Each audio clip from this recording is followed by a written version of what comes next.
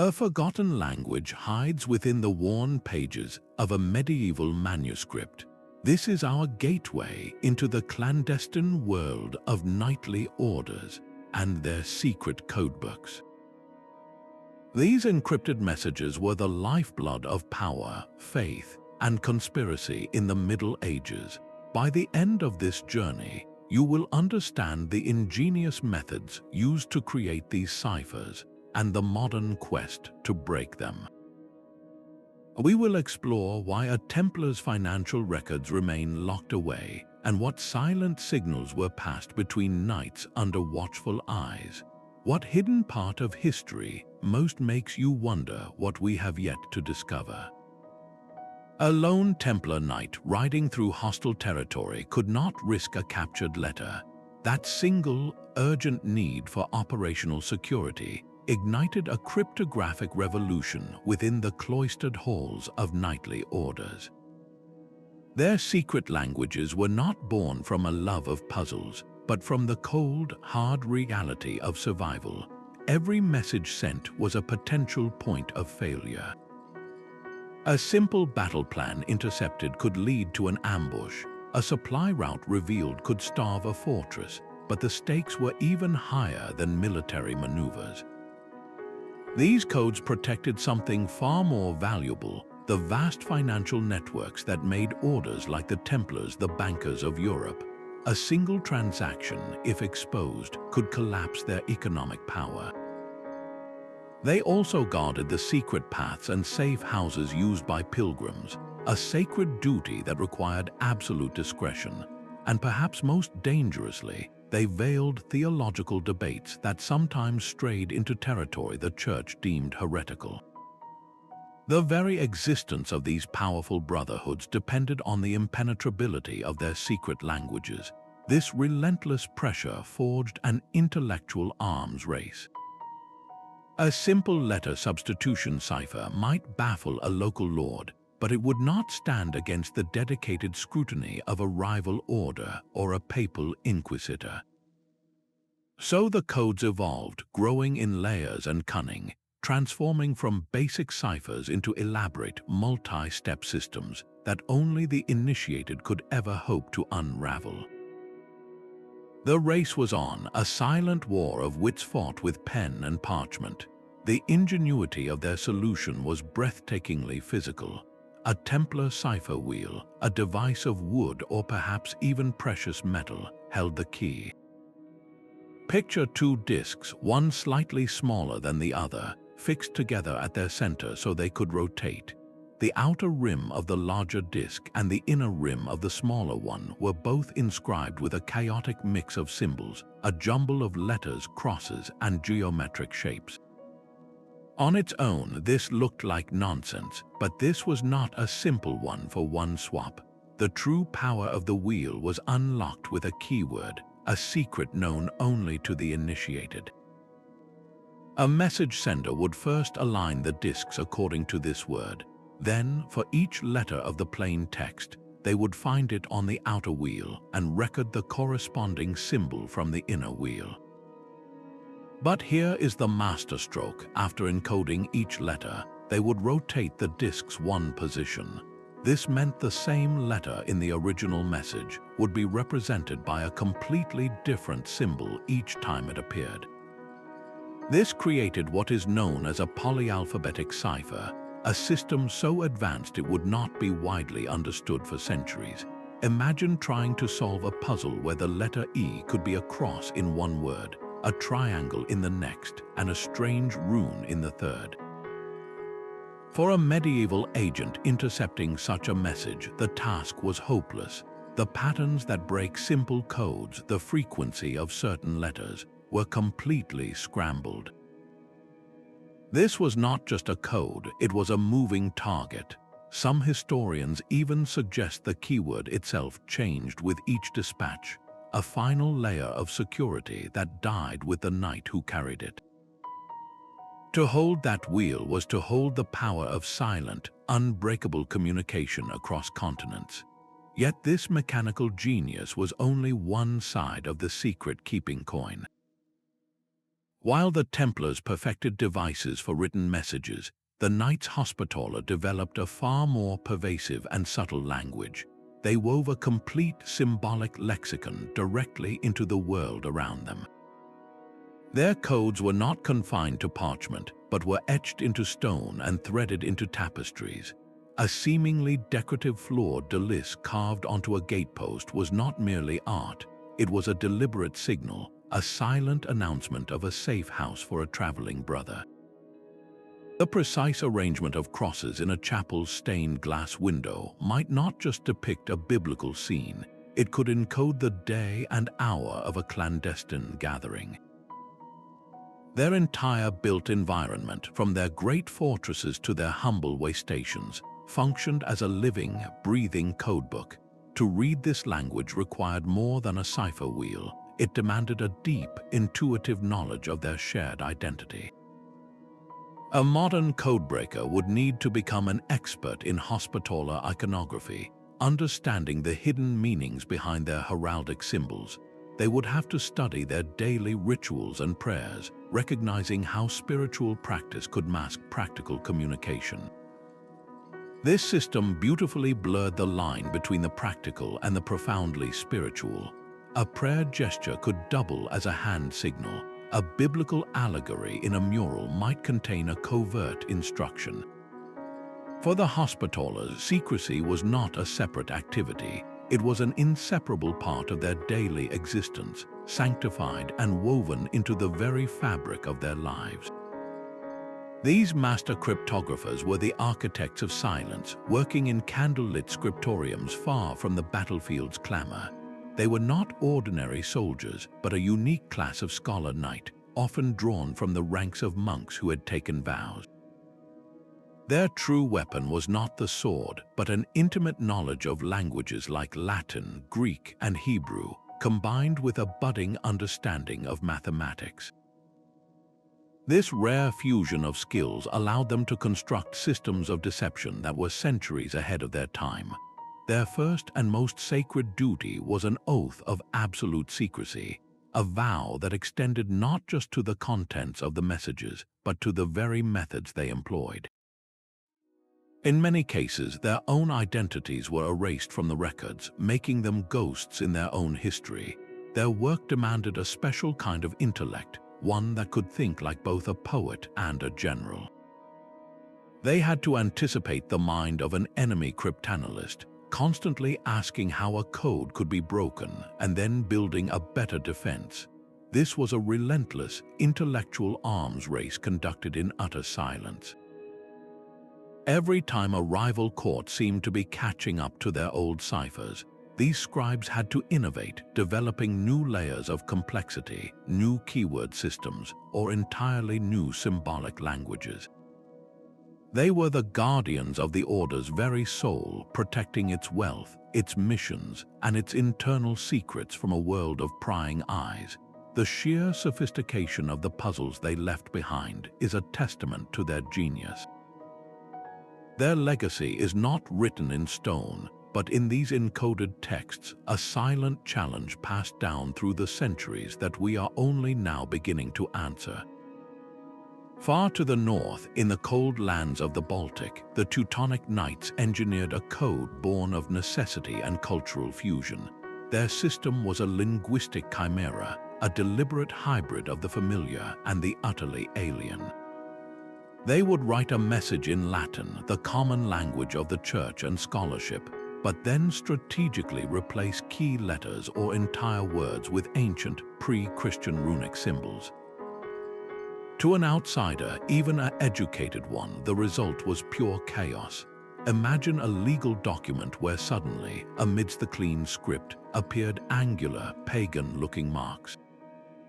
The Latin provided a framework of comprehension, but the runes acted as trapdoors into nonsense, ensuring that only a brother trained in both traditions could navigate the true meaning. This was not just a code, it was a cultural statement.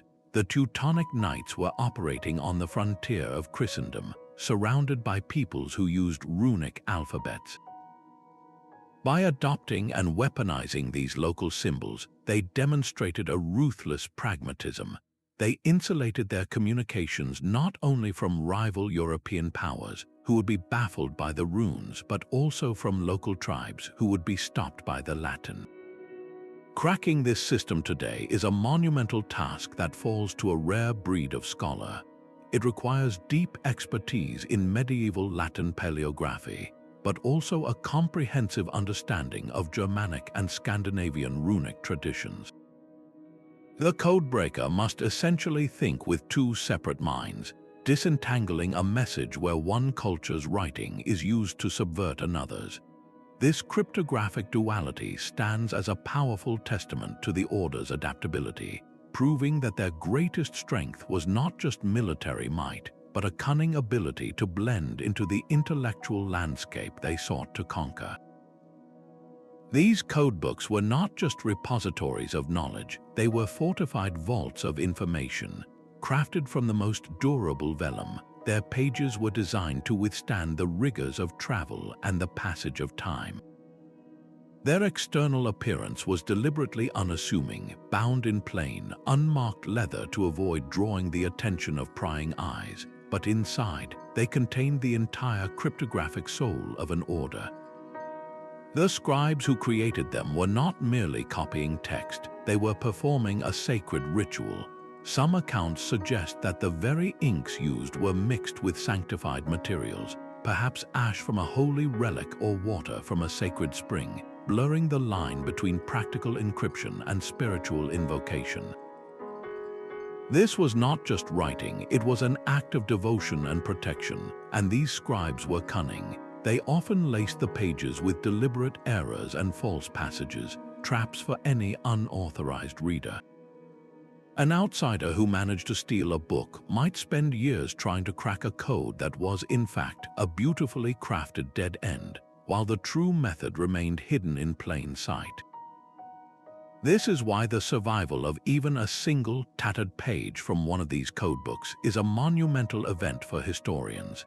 It is not just a piece of old parchment, it is a direct window into the mind of a medieval cryptographer. Each fragile leaf is a battlefield of wits, a silent testament to the eternal struggle between secrecy and discovery. Preserving these artifacts is now its own urgent race, a fight against the inevitable decay of centuries to save the physical keys to a lost world of silent communication. While the Northern Knights blended languages, a different kind of code was being woven into the very earth of Spain. For the Order of Santiago, secrecy was not locked away in books, but was painted across the landscape they were sworn to protect. Their duty was safeguarding pilgrims on the long, dangerous road to Compostela, and their cipher system reflected this sacred, mobile mission. They transformed the entire Camino de Santiago into a living, breathing codebook.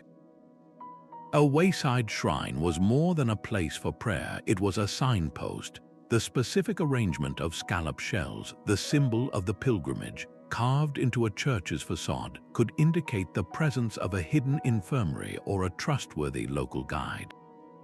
A statue of a saint pointing in a particular direction might not be a random artistic choice, but a deliberate warning to avoid a bandit-infested pass ahead. The system was brilliantly public, yet its meaning was reserved for those in the know.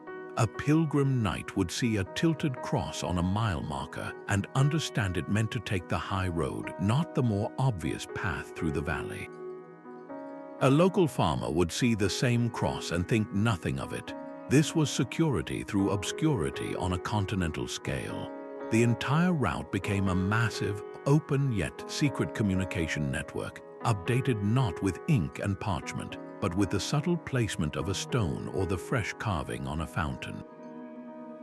This presents a unique and beautiful challenge for modern codebreakers. You cannot decipher the Order of Santiago's messages in a library. To even begin, you must walk the ancient path yourself.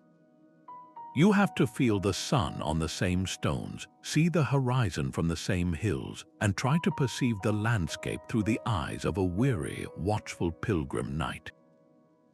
The code is not just in the symbols but in the context of the journey. But for every lock, a key was being forged in the shadows. The very success of these nightly ciphers guaranteed the rise of a new adversary, the professional codebreaker.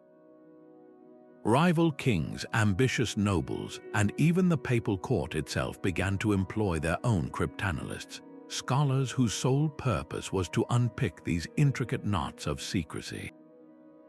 This sparked a silent, high-stakes intelligence war, a relentless cat-and-mouse game where the security of a kingdom could hinge on a single broken code. The infamous trial of the Knights Templar stands as a stark monument to this conflict. Many historians now suspect that the charges of heresy and conspiracy were supported, at least in part, by decrypted communications. Intercepted messages, once thought secure, may have been twisted and presented as evidence in a court of law, turning the Order's own secret language into the weapon that destroyed them. This terrifying precedent created a constant, chilling pressure. The cryptographers within the Orders could never rest. A system that was secure one year might be compromised the next by a rival's new breakthrough. This drove an explosive evolution in their methods. Simple substitution gave way to polyalphabetic ciphers. Symbolic languages grew more abstract, shedding any obvious connection to their real-world meanings. They began embedding codes within codes, creating layers of deception where the true message was buried under pages of plausible but false information. This was not an academic exercise, it was a fight for survival. Every new cipher was a response to a feared breach, every innovation a desperate attempt to stay one step ahead of the ever-watchful eyes of their enemies. The rapid advancement of cryptography in this era was not born from peaceful contemplation, but from the fiery crucible of paranoia and political survival. The codes had to evolve or face extinction. Out on the open ocean, where a ship was a tiny speck on an endless horizon, the old codes of the land were useless. The Portuguese Knights of Christ, inheriting the Templar legacy of secrecy, faced a new world of challenges. Their enemies were no longer just rival knights on a battlefield, but the vast, trackless sea itself and the competing crowns who watched their voyages with greedy eyes. Their entire cryptographic system had to be reimagined for the age of discovery. They began to use the tools of the navigator as their codebooks, a standard celestial chart used by any sailor to plot a course by the stars could become a perfect hiding place. The precise position of a drawn star, slightly offset from its true astronomical placement, might mark the latitude of a newly discovered island. A line connecting constellations could secretly trace a safe route through a treacherous archipelago, known only to the captain who held the key. Even a ship's log, filled with boring entries about water barrels and sail repairs, was a potential cipher. A seemingly random tally of supplies might actually encode the true bearing for a return journey, or the location of a hidden freshwater source on a hostile coast. The genius of this system was its seamless integration. To any port official inspecting the documents, they appeared to be ordinary, vital records of a long voyage. There was no strange alphabet, no odd symbols to raise suspicion. The code was hidden within the mundane reality of seafaring itself. Cracking these nautical ciphers today is like trying to hear a whisper in a hurricane. Historians must cross-reference these altered charts with the actual accounts of explorers like Vasco da Gama, searching for the deliberate errors that reveal the truth. They have to question every number in a cargo manifest, wondering if a listed quantity of silk or spices is a real inventory or a clever cipher for a longitude. Each broken code peels back another layer of the great mystery, suggesting that the maps we have from that era are merely the public story. The true extent of what these knightly explorers found, the secret lands and trade routes they guarded with cryptographic genius, might still be locked away in plain sight, waiting on a dusty parchment for the right key to turn. A new technology would soon shatter this delicate balance of secret keeping. The invention of the printing press sent a seismic wave through the world of codes and ciphers. For the first time, complex cryptographic knowledge was no longer confined to a few precious, hand-copied manuscripts locked in monastic libraries. Manuals detailing the principles of cipher wheels and substitution could now be printed by the hundreds, distributed across Europe to a growing audience of diplomats, merchants, and scholars. This was a revolution in learning, but for the knightly orders it was a crisis. The very systems they had relied upon for generations were suddenly being published, analyzed, and discussed in the open. A code that was once the exclusive property of a Templar cryptographer could now be studied by a rival agent in Paris or Rome who had bought the latest treatise from a local printer. The press democratized knowledge, but in doing so, it stripped away the veil of obscurity that had protected these ancient ciphers. An enemy could now mass-produce a broken code and send copies to every outpost, ensuring that a single decryption could compromise an entire network. The old ways were becoming dangerously public. This forced a profound and urgent shift in strategy. The orders could no longer depend on a few standardized, widely understood systems. Security now demanded radical personalization. Individual commanders or even single agents began developing their own unique, idiosyncratic ciphers. A message from one knight to his direct superior might use a code based on a shared childhood memory or obscure line of poetry, a system that existed only in two minds and could never be printed. The game had changed from protecting a method to protecting a personal relationship, a far more fragile but also infinitely more elusive form of secrecy. The press had made the old secrets obsolete, forcing the guardians of silence to retreat deeper into the shadows of personal invention. While the printing press spread old secrets, a more elegant and ancient form of coding was on display for all to see. The heraldic crest of a knightly order was a masterpiece of public secrecy, a shield that shouted one message to the world while whispering another to a brother. A coat of arms was far more than a simple badge of identity. It was a complex cipher etched in color and symbol. The public interpretation was a carefully crafted performance. A golden lion on a red field might universally signify courage and nobility, a story told to inspire allies and intimidate foes. But for the initiated, that same lion held a second, far more urgent language. The specific way the lion was depicted, whether it was rampant, standing on its hind legs, or passant, walking calmly, could signal the current security status of a castle. A lion clutching a broken sword might commemorate a specific, secret victory, while one looking backward could be a silent warning of a traitor within their ranks. The colors themselves were a code.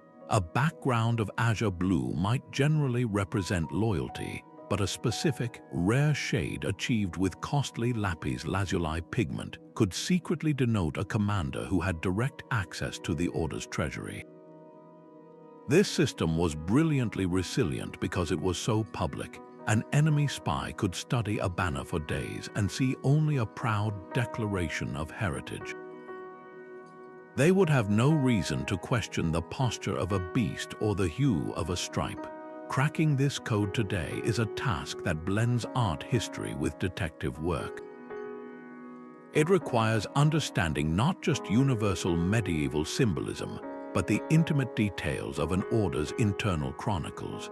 You must cross-reference a specific coat of arms with battle records, financial logs, and personal letters, searching for the hidden event that explains a seemingly minor artistic choice. The true message was never in the symbol itself, but in the slight, intentional deviation from the expected norm. The most powerful secrets were not hidden in locked chests, but painted on shields and woven into banners, hiding in plain sight for centuries. The quiet hum of a server farm has joined the silent work of medieval scribes. we have moved from candlelit scriptoriums to the glow of computer screens, where artificial intelligence now wrestles with these ancient puzzles. The first and most fundamental tool, frequency analysis, was once a painstaking manual process. A scholar would spend months, even years, counting how often each symbol appeared in a coded text, knowing that in any language, certain letters are used more than others. The letter E, for instance, is almost always the most common in English. Finding the most frequent symbol in a cipher could be the first key to unlocking it. But the Knights anticipated this. Their polyalphabetic ciphers, like the Templar wheel, were specifically designed to scramble these patterns, rendering traditional frequency analysis nearly useless against them. This is where modern computing provides a staggering advantage. An AI can be fed a coded manuscript and instructed to run not one test but millions. It can search for patterns invisible to the human eye, testing for shifts and substitutions across thousands of potential keywords in mere seconds. It can compare the symbol distribution in an unknown text against known linguistic models for Latin, Old French, and medieval German, searching for a statistical match that points toward the original language. This brute force processing power can narrow a field of infinite possibilities down to a handful of promising leads. Yet for all its speed, the machine operates in a vacuum of context. It can identify that a sequence of symbols might form a word, but it cannot understand that this word is a reference to a specific, long-forgotten pilgrimage route mentioned only in a marginal note of a different manuscript stored in a monastery in Portugal.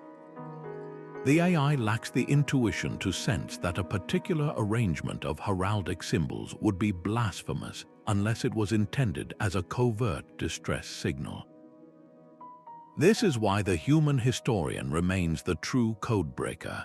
The researcher provides the cultural memory, the knowledge of doctrinal disputes, the understanding of feudal politics, and the simple human curiosity that asks the right question. The AI generates the data, but the scholar weaves that data into a story. It is a perfect partnership, a fusion of silicon speed and human soul, and it is already yielding breathtaking results. One ongoing project is applying this combined force to the most famous unsolved puzzle in the cryptologic world, the Voynich manuscript. While its connection to knightly orders is speculative, the methods are the same. Is its bizarre script a complex cipher or a lost language? AI analysis has suggested linguistic patterns, but the meaning remains locked away, waiting for that spark of human insight to turn the key. For the Order of the Holy Sepulchre, the chapel itself was the encryption device. Their most profound secrets were not written down at all, but performed, woven into the very fabric of their daily worship. This was a system of liturgical ciphers where the sacred mass became a vehicle for clandestine communication. Imagine the scene, a cathedral filled with brothers, all chanting in unison. To any visiting dignitary or even a low-ranking member of the order, the service would appear perfectly normal, a beautiful and solemn observance. But for the initiated few, a single, deliberate alteration held the weight of a command. The substitution of one hymn for another on a day when the liturgy was fixed could signal that a message had arrived from a distant preceptory. A specific number of repetitions in a prayer, beyond what was customary, might indicate the number of days to wait before a secret meeting. The pause between the ringing of the bells, a seemingly minor detail of ceremony, could be a coded countdown. This method was the ultimate fusion of the spiritual and the practical. It leveraged the predictable, repetitive nature of religious observance to create a perfect hiding place, because any deviation would be instantly noticeable to those who knew what to listen for, while being completely invisible to everyone else. Cracking this code today is a uniquely interdisciplinary challenge. A cryptographer alone is useless here. You need the ear of a musicologist to detect the subtle melodic shifts in a Gregorian chant that was never written down in modern notation. You need the mind of a theologian to understand why using a particular, obscure prayer on that specific saint's day would be a glaring anomaly. You need a historian of ritual to recognize that the order of sacraments has been deliberately scrambled. This cipher system demonstrates the absolute depth of their commitment to secrecy. For these knights, their faith was not separate from their duty. It was the very medium through which that duty was performed. Their most urgent worldly commands were delivered not by a covert courier, but from the altar, sanctified and hidden in plain hearing. This unbroken Templar payroll cipher is perhaps the ultimate locked door. It is a set of financial ledgers, mundane on the surface, but protected by a code that has defied every assault from medieval inquisitors to modern supercomputers. The cipher is so sophisticated that many experts now believe it employs a one-time pad system, a concept so advanced it would not be formally recognized for centuries. Imagine a code where the key is a random string of characters that is as long as the message itself and is used only once before being destroyed. This creates a cipher with no repeating patterns, no statistical weaknesses to exploit, a system that is, in theory, mathematically unbreakable. If the Templars were using such a method, it would explain why these records have remained silent for over 700 years. The contents they guard are what make this puzzle so intoxicating. These are not battle plans or theological secrets, but ledgers. They contain the mundane details of the order's colossal wealth, the flow of gold from London to Jerusalem, the loans to kings, the taxes collected from vast estates. They hold the potential to rewrite the economic history of the Middle Ages, revealing a shadow banking system that powered empires. More chillingly, they might contain the true ledger of the order's downfall, the financial transactions that so threatened King Philip IV of France that he orchestrated their brutal suppression. Did these books record a debt he could not repay? Did they expose a network of financial control that rivaled his own throne? The answers are locked inside, a silent testament to the power of a perfectly designed secret. This is the Holy Grail, the single greatest challenge driving cryptographers and historians today. Its very existence is a promise that our understanding of history is incomplete, and that the most profound truths may still be hidden, waiting for the right key to turn in a lock we have not yet found. The most fleeting code left no mark on any page, in chambers where even a whisper could mean betrayal, or on a road crawling with spies, speech was a fatal liability. This forced the creation of a language without sound, a cipher of the body. Certain knightly orders perfected systems of silent communication, where a conversation could happen in plain sight without a single word being uttered. A knight might casually adjust the fit of his leather glove, a motion so natural it would be invisible to an observer, but to his brother across the room, that specific tug on the third finger was a clear warning that the man speaking was not to be trusted.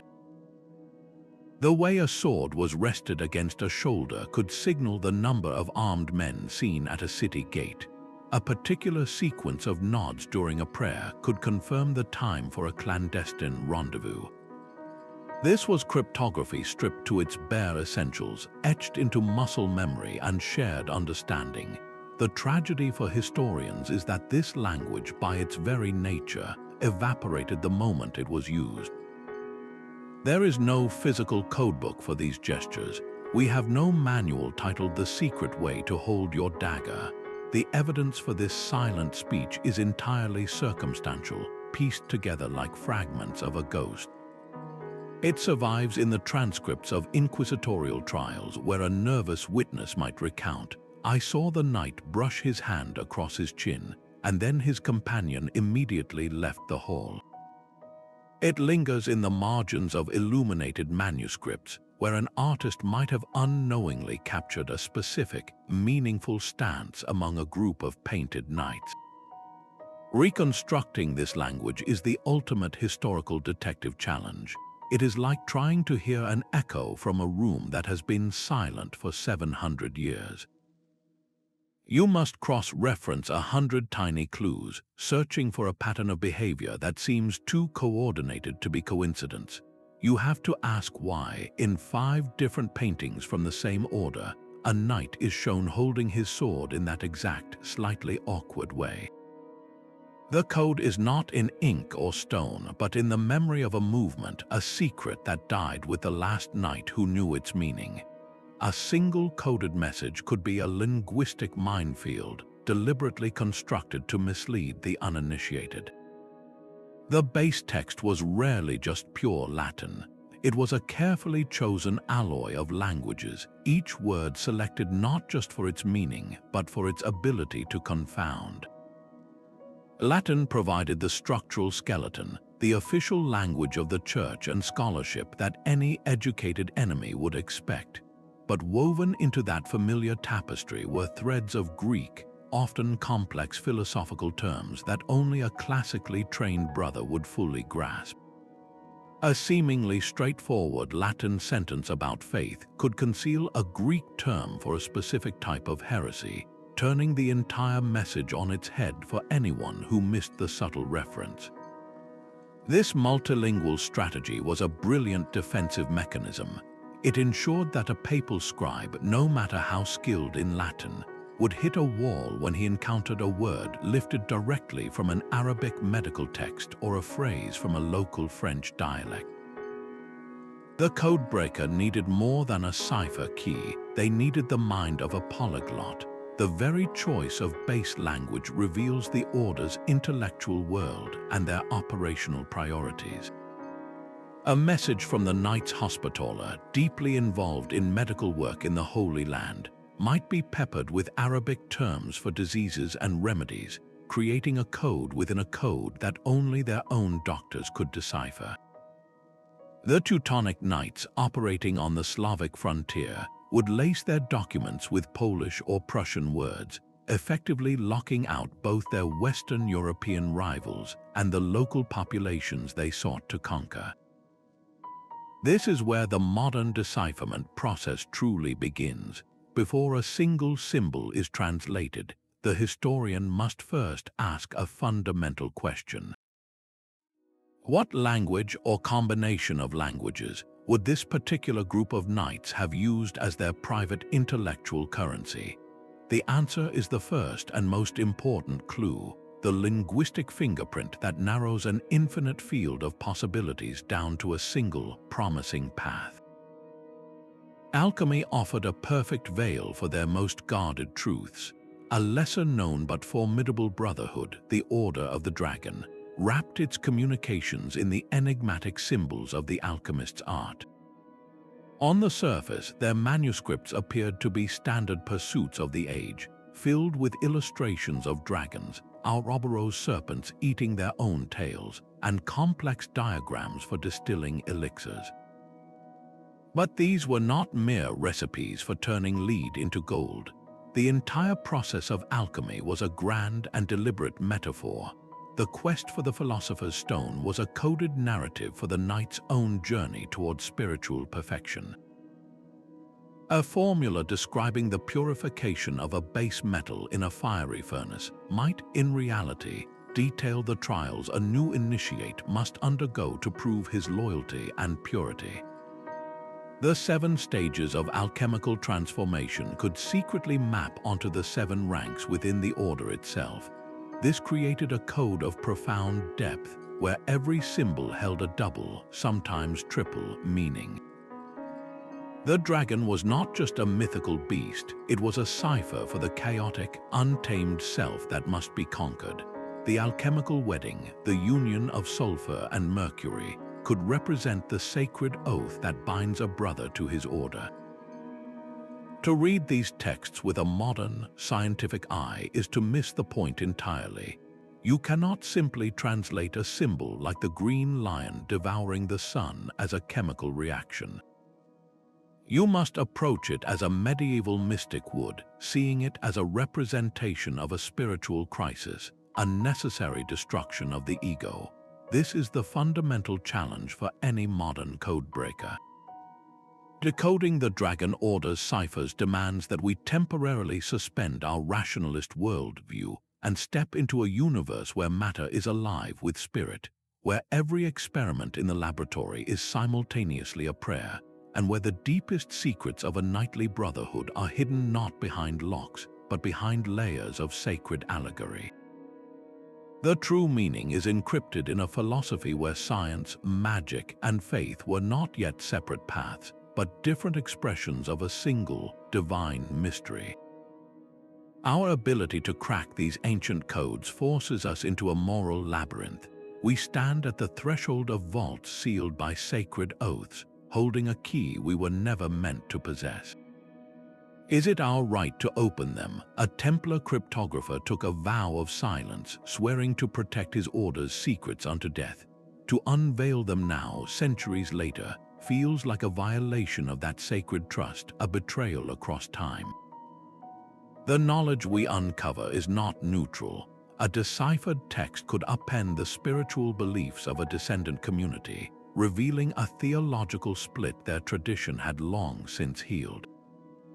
It could shatter the foundational myths of a nation, or simply strip away the beautiful enigmas that give history its texture and its wonder. This is the true weight of the codebreaker's task. It moves from a scientific puzzle to a profound philosophical choice. The power to read a lost language carries the responsibility to ask whether we should. Do we owe the past its secrets, or does the future have a greater claim to the truth? Every time a researcher decides to publish a broken cipher, they are answering that question, balancing the relentless pursuit of knowledge against the fragile sanctity of a promise made long ago. Stone and mortar could hold a deeper language than any parchment. For the master builders among the knightly orders, an architectural blueprint was never just a set of construction instructions. It was a complex cipher, a deliberate arrangement of sacred numbers and cosmic alignments disguised as a fortress wall or a cathedral nave. The very act of building was an act of encoding. Consider a Templar chapel. Its length might be precisely 72 feet, a number rich with meaning, representing the 72 names of God in certain mystical traditions, or the 72 disciples sent out by Christ. The number of windows in the apse could correspond to the 12 apostles, while the circular path around the altar might mirror the orbital cycles of planets known at the time. These were not arbitrary artistic choices. They were a form of frozen theology, a way to embed their most profound beliefs into the immutable fabric of stone, creating a space where worship and wisdom were literally built into the environment. To simply walk through such a building was to be surrounded by a silent sermon written in geometry. Decoding this requires a radical shift in perspective. You cannot be just a historian. You must become an architectural detective, armed with laser scanners and a deep knowledge of sacred geometry. The first step is a painstaking survey, measuring every dimension, every angle, every spatial relationship with absolute precision. Why is this eastern window offset by 2 degrees from true east? It seems like a builder's error until you cross-reference it with an astrological chart and discover it aligns perfectly with the rising sun on the feast day of the order's patron saint. That slight deviation was not a mistake. It was a deliberate signature, a way of locking the saint's day into the very orientation of the building. The placement of supporting pillars might create a hidden pattern on the floor, a geometric shape visible only at a certain time of day when the light streams through a specific high window. This shape could be a secret symbol of the order, a marker known only to the initiated brothers who gathered there.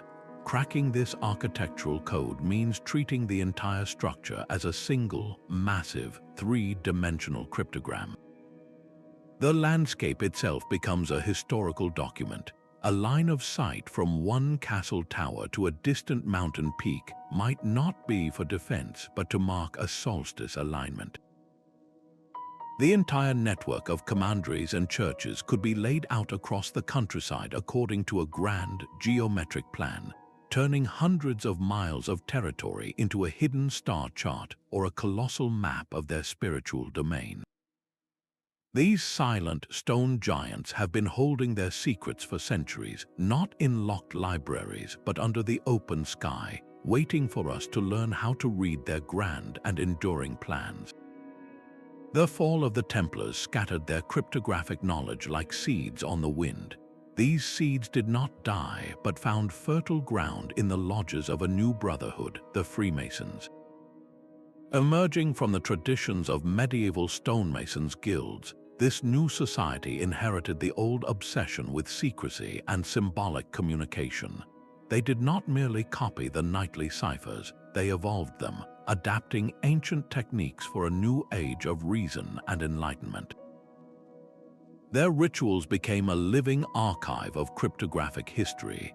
A Masonic initiation ceremony, for instance, might preserve the memory of a Templar handshake, transforming a practical identification signal into a symbolic gesture of brotherhood. Their famous tracing boards, covered in geometric symbols, functioned much like a hospitaller's architectural code, where the placement of a square and compass could convey a moral lesson to the public while hiding an operational secret for the initiated. This provides historians with a priceless treasure, a continuous thread of esoteric practice. By studying a well-documented Masonic cipher from the 1700s, we can sometimes reverse engineer a solution for a fractured Templar fragment from 5 centuries earlier. The Masons became the guardians of a flame they may not have fully understood, preserving the forms and structures of medieval secret-keeping long after the original context had faded from memory. This creates a breathtaking continuity, a direct lineage of hidden knowledge. The same symbolic language that once protected a pilgrim's route to Jerusalem was later used to safeguard the political intrigues of the American Revolution. The legacy of the knightly codemasters did not vanish in a dungeon fire. It simply put on a new coat, traded its sword for an apron, and continued its work in the meeting halls of a changing world. A sacred hymn could carry a battlefield command. Among the most elegant of all medieval ciphers was the system that transformed musical notation into a secret language. To any observer, a parchment left on a choir stand was simply a piece of plainchant, a devotional song to be sung during Mass. But for a knight who knew the key, those same notes held a second, urgent meaning. The system was brilliantly simple in concept, yet dizzyingly complex to crack. The specific placement of a note on the staff, whether it was a square neum or a diamond-shaped punctum, might correspond to a letter of the alphabet. The choice of a C clef instead of an F clef at the beginning of the line could signal a shift in the entire cipher, much like rotating a Templar wheel. Even the rhythm, the patterns of long and short notes, could spell out a coded word or a number. A rising sequence of 3 notes might not just be a melodic flourish, it could be the coordinates for a rendezvous point. A sudden, unexpected rest in the music could be a silent warning of danger ahead. This method provided the ultimate camouflage. How could anyone suspect that a beautiful, soaring melody, sung openly in a chapel, was in fact a detailed report on troop movements or a list of trusted contacts? The secret was not in the sound, but in the visual arrangement of the ink on the page. Decoding this today requires a unique fusion of talents. A cryptographer alone sees only abstract symbols. A music historian alone hears only a composition, but together they can listen for the secret melody hidden within the melody. They must ask not just what the music sounds like, but why this particular note is here when a more conventional choice would have been more pleasing to the ear. They search for the deliberate errors, the awkward musical phrases that would make a true composer wince, because those are likely the places where the true message was inserted. This collaborative decipherment is like trying to hear a conversation happening in a crowded room, a whisper of intrigue woven into a tapestry of faith. It suggests that the very air in a medieval chapel might have been thick with layered meanings, where every sung prayer was a potential vessel for a silent secret. That word piety could easily be mistaken for power in a modern translation. Our greatest obstacle in breaking these codes is not the complexity of the ciphers themselves, but the vast chasm of understanding that separates our world from theirs.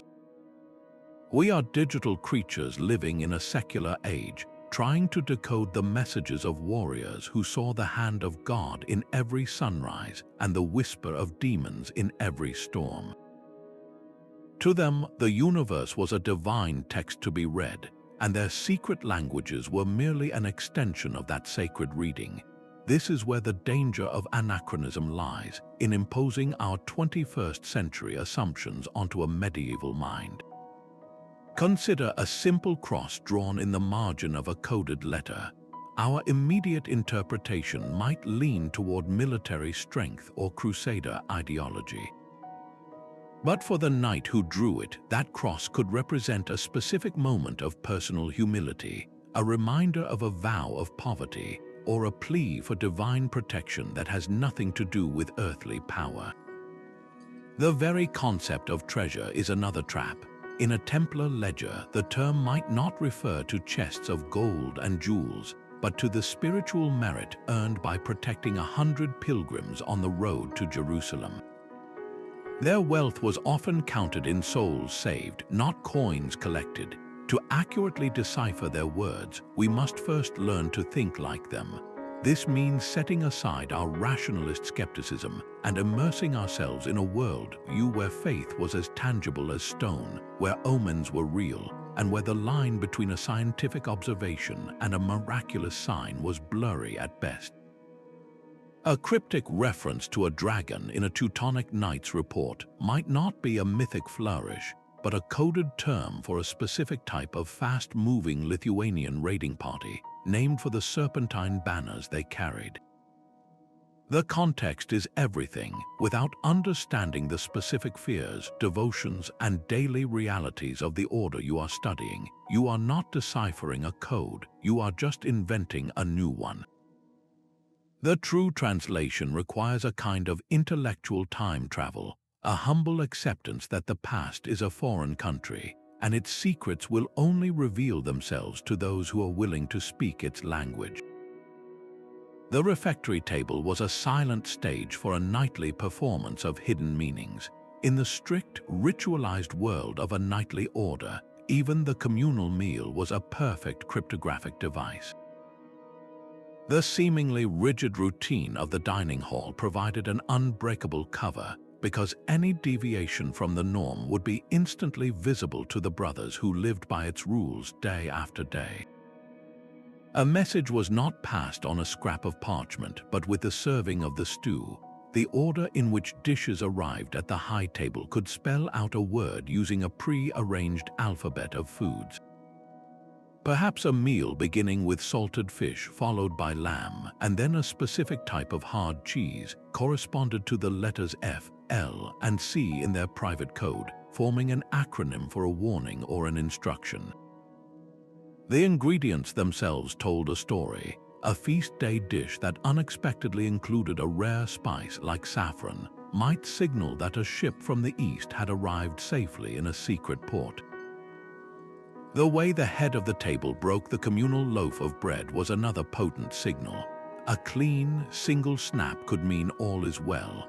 A deliberate, crumbing tear might be a silent alarm that the house was under suspicion and all clandestine activities were to cease immediately. This was security woven into the fabric of daily survival. For a spy posing as a visiting monk, the dinner would appear entirely normal, a solemn and pious gathering. He would see only monks eating, but for the initiated, the entire meal was a conversation, a flowing dialogue of urgent news and quiet commands passing hand to hand with the wine jug and the bread basket. The most dangerous secrets were not whispered in shadowy corridors, but proclaimed aloud in the clatter of plates and the breaking of bread, hidden by the brilliant simplicity of an unchanging routine. A lone scholar in a library no longer holds the only key. The future of cracking these ancient codes is being written in the bustling digital town squares of the internet, where thousands of amateur detectives and academic experts now collaborate across continents. High-resolution digital scans of a Templar ledger page, once accessible only to a select few with the right credentials, can now be uploaded for the entire world to see. This global scriptorium never closes its doors. A retired engineer in Tokyo might notice a subtle geometric pattern in the margins that a linguist in Oxford overlooked. A history teacher in Brazil could cross-reference a symbol with a family of heraldic crests from a digital museum archive in Poland. Online forums dedicated to these mysteries hum with activity day and night, becoming a living, breathing brain trust dedicated to a single purpose. This is the ultimate democratization of decipherment. It pools our collective intellectual resources on a scale that would have been unimaginable even 50 years ago.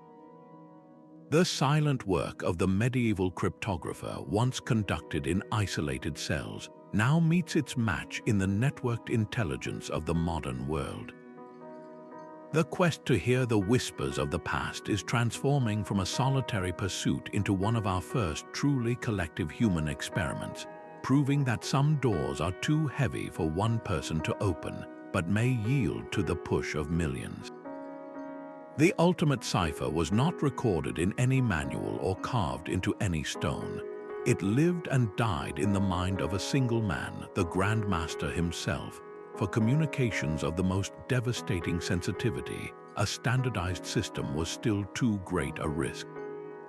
Any code taught to dozens of cryptographers could, in theory, be broken by dozens of enemy agents. The final layer of secrecy was therefore intensely personal. A Grandmaster would create his own unique cipher, a system known only to him and perhaps one trusted lieutenant. Its logic would not come from a wheel or a runic table, but from the private landscape of his own life. It might be built upon the structure of a childhood lullaby he never forgot, or the chapter and verse of a specific, personally significant biblical passage. He could use the layout of his family's ancestral estate as a grid, where the location of the old oak tree represented one letter and the position of the well represented another. The key to this cipher was his own memory, his own biography. Decoding such a message today is the cryptographer's white whale. You cannot break it with frequency analysis or computational power alone. You must first become a biographer. You have to immerse yourself in that Grand Master's surviving letters, his recorded deeds, the inventories of his personal library. You are searching for a pattern in a life, trying to find the one book he loved enough to base his entire secret world upon. Cracking a personal cipher is not like solving a puzzle. It is like overhearing a whisper meant for only one other person in a crowded room 7 centuries ago. It is the closest we can ever come to a direct conversation with the past, to understanding the private thoughts of a man who shaped history. This intimate, untraceable secrecy brings our entire journey full circle, from the grand, mechanical systems that protected an empire's wealth down to the silent, solitary whisper inside one man's mind, the final, unbreakable lock on the past. These lost languages form the nervous system of a hidden medieval world. Each deciphered symbol resurrects a voice from the silence, a thought once confined to a single mind, a moment of stark fear or quiet triumph preserved across the centuries.